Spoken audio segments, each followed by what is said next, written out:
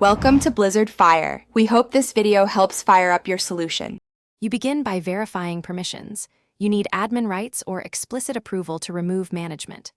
Once confirmed, back up the device, cloud and local, so nothing critical is lost. Next, locate the management profile and record its name, device ID, and MDM server URL. This information lets you target the correct enrollment. Now, sign into the management console or device settings and prepare to unenroll. Move deliberately, because removing the wrong profile can break corporate services. You now perform the unenrollment. In the MDM console, select the device and choose Unenroll or Remove. This notifies the endpoint. Once server-side removal is queued, go to the device settings, open Profiles or Device Management, tap the management profile and choose Remove. Supply admin credentials when prompted.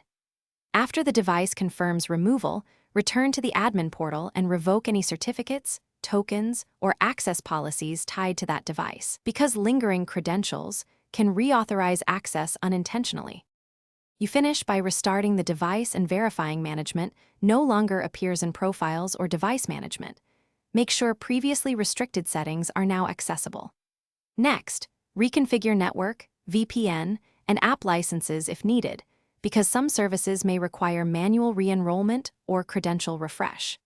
If removal fails or device is still locked, check the admin console audit logs for error codes, confirm the device ID matched, and retry the removal or contact the supervising admin for a forced unenroll.